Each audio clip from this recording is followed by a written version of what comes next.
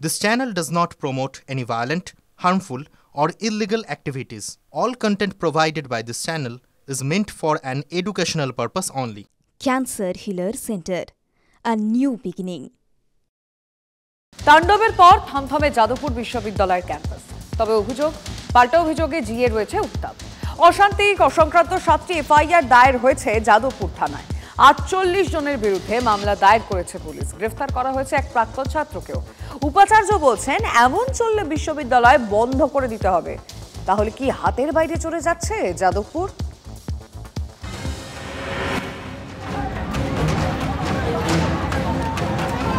শিক্ষাঙ্গন না যুদ্ধক্ষেত্র বোঝার উপায় নেই। চারদিকে ছড়িয়ে ছেঁড়া ব্যানার, পোস্টার, ভাঙা হোর্ডিং, পাওয়া যাচ্ছে পোড়া গন্ধ।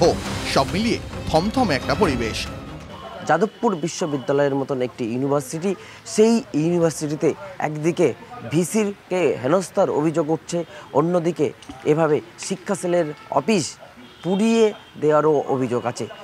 শিক্ষাঙ্গনে এইরকম ঘটনা কতটা কাঙ্ক্ষিত, তাই নিয়েই উঠছে প্রশ্ন।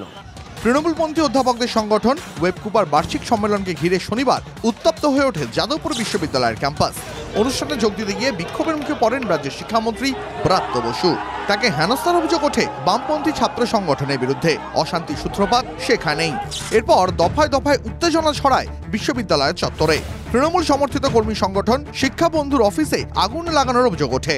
কে কারা এসছে, কে ভাবে এসছে, কিভাবে আগে লাগিয়েছে, এটা আমার বলতে পারবো না। অমুক লোক দেখেছে, যে অমুক লোক কথা বলেছে, শোনা যাচ্ছে। শোনার কথা বলছি, ছাত্র একটা সমাজ এসে এখানে এরকম তোড়ফোড় করে আগুন করেছে। যাদবপুর কাণ্ডে ইতিমধ্যে পড়ুয়া সহ 48 জনের বিরুদ্ধে মামলা দায়ের। একাধিক জামিন অযোগ্য ধারায় মামলা দায়ের পুলিশের। সরকারি সম্পত্তি নষ্ট সহ পড়ুয়াদের বিরুদ্ধে চুরি, ছিনতাই, শ্লীলতাহানির মামলা। শিক্ষামন্ত্রীকে প্রাণঘাতী অস্ত্র দিয়ে হামলার অভিযোগে মামলা। আহত ইন্দ্রানুজ রায়ের বিরুদ্ধে 3টি জামিন অযোগ্য ধারায় মামলা। যাদবপুর কাণ্ডে মোট 7টি মামলা রুজু করা হয়েছে, তার মধ্যে 2টি স্বতঃপ্রণোদিত মামলা পুলিশের। টোটাল ইনসিডেন্টটাই পুলিশ তদন্ত করে দেখছে ভালো করে, কি all the sequence of events যেটা এইটা হলো অ্যান্ড হু আর ইনভলভড সব কিছু দেখা হচ্ছে। আমি ওদের পরিচয় তো আমার কাছে এফআইআরের কপি নেই। আমি মানে what I know is 7 cases have been registered. বিশ্ববিদ্যালয়ের প্রাক্তনী সাহিল আলীকে রবিবার সকালে গ্রেফতার করা হয়। সাহিল ডিওয়াইএস এর কর্মী। বাবা হিসেবে আমার তো আমি তো ও থাকতে পারে না, এটাই আমার মানে বিশ্বাস। ভীষণ খারাপ লাগছে যে এরকম ঘটনা ঘটতেই পারে না, কারণ ওকে আমি যতটা চিনি বা জানি, সে যে এরকম ঘটনার সঙ্গে যুক্ত হতে পারে যে সেটা আমি ভাবতেই পারছি না। যাদবপুর বিশ্ববিদ্যালয়ের তরফে এখনো পর্যন্ত অভিযোগ দায়ের হয়নি, যদিও শিক্ষামন্ত্রীর পর যাদবপুর বিশ্ববিদ্যালয়ের ভারপ্রাপ্ত উপাচার্যকেও হেনস্থার অভিযোগ ওঠে। ভাস্কর গুপ্তর জামা ছিঁড়ে দেওয়া হয় বলে অভিযোগ।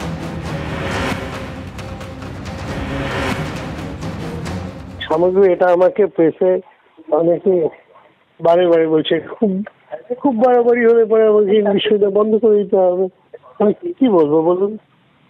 সেটা আমি করতে পারি না, সরকার যদি বলে। কি না, দেখুন না, এটা না আপনি যে বলছেন যে বিশ্ববিদ্যালয়ের তরফ থেকে কিছু অভিযোগ দায়ের ইত্যাদি, হ্যাঁ, এ তো আমার একার কোনো প্রথমত সিদ্ধান্ত হতে পারে না।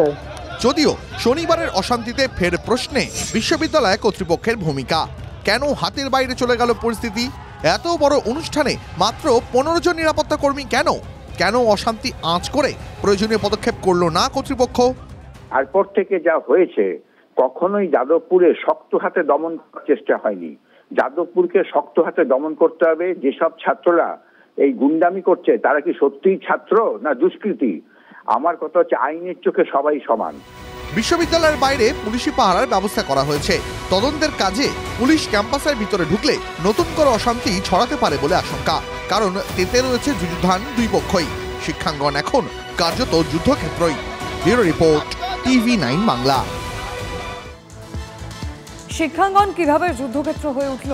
বামেদের ছাত্র সংগঠনের অভিযোগ, সংগঠনের সভার নামে ক্যাম্পাসে বহিরাগত ঢুকিয়েছিল ওয়েবকুপার। অভিযোগ যে মিথ্যে নয়, ওয়েবকুপারের বক্তব্যেও তা স্পষ্ট। TV9 বাংলার ক্যামেরায় ধরা পড়েছে টিএমসিপি নেতা অভিরূপ চক্রবর্তীর ছবি। প্রশ্ন তো উঠবেই, বারবার নির্দেশিকা সত্ত্বেও ক্যাম্পাসে বহিরাগতদের যাতায়াতে কেন রাশ টানা যাচ্ছে না?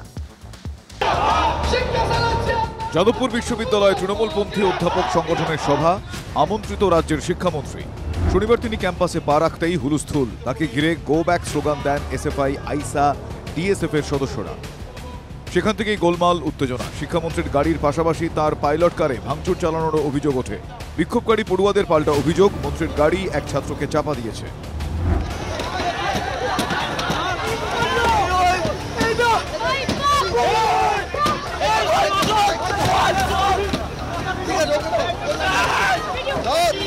24 ঘন্টা পরও ঘটনাকে ঘিরে অভিযোগ পাল্টা অভিযোগের বিরাম নেই। দুতরফে যাদবপুর থানায় 7টি অভিযোগ দায়ের। এসএফআই এর অভিযোগ, অধ্যাপকদের নামে ক্যাম্পাসে বহিরাগতদের ঢুকিয়েছিল ওয়েব কুপা। বহিরাগতদের তাণ্ডব চালাতে দেওয়াই ছিল মূল উদ্দেশ্য। পরিকল্পিত ষড়যন্ত্রের অভিযোগ সিপিএম ছাত্র সংগঠনের। আমাদের তো এখন প্রশ্ন উঠছে, এই যে ছেলেটি কালকে থেকে সোশ্যাল মিডিয়ায় ঘুরছে, মধ্যমগ্রামের টিএমসিপি নেতা, যাদবপুর বিশ্ববিদ্যালয়ে ওয়েবকুপার general meeting, annual general meeting, সেখানে মধ্যমগ্রামের টিএমসিপি নেতা কি করছিল? তার মানে বহিরাগত ঢুকিয়েছেন শিক্ষামন্ত্রী, নিজে এসেছেন, তার সাথে বাইরে থেকে বিভিন্ন ধরনের বীরপুঙ্গব গুন্ডা ঢুকিয়েছেন, তারা এসে যাদবপুরের ছাত্রদের উপর চড়াও হয়েছে। বাম ছাত্র সংগঠনের দাবি কার্যত স্বীকার করে নিয়েছে ওয়েবকুপা। তবে একই সঙ্গে তাদের দাবি বাম ছাত্ররাও বহিরাগতদের এনেছিল। এরকম একটা আমাদের ঘোষিত নীতি, যেখানে অতিথিরা আসছেন তারা সবাই অধ্যাপক, বেশিরভাগ অধ্যাপক এসছেন। কিছু কিছু ছাত্রছাত্রী এসেছিল, তাদের আমাদের সাহায্য করার জন্য এসেছিল। কারণ আপনারা জানেন যাদবপুরে আমাদের অতটা সংখ্যায় নেই যে আমাদের যারা তৃণমূল ভলান্টিয়ার, বেশিরভাগই প্রাক্তনী ছিল এবং তারা তো আসবেই, তাদেরকে আমরা আমন্ত্রণ জানিয়ে এনেছি। প্রথম কথা তাদেরকে আমরা আমন্ত্রণ জানিয়ে এনেছিলাম। আর যদি সত্যি সত্যি এটা ওরা বিশ্বাস করে যে কোনো বহিরাগত ঢুকবে না, তাহলে ওরা আমাদের সাথে এটা সহমত হোক যে সমস্ত জায়গায় আই কার্ডের ব্যবস্থা করা থাকবে, কেউ কি ঢুকতে পারবে না। শনিবার শিক্ষামন্ত্রীর সঙ্গে ঢুকতে দেখা যায় টিএমসিপি নেতা অভিরূপ চক্রবর্তীকে। টিভি9 বাংলার ক্যামেরায় ধরা পড়েছে সেই ছবি। অভিরূপ টিএমসিপির সাধারণ সম্পাদক। তার দাবি দলের রাজনৈতিক প্রোগ্রাম বলে হাজির ছিলেন।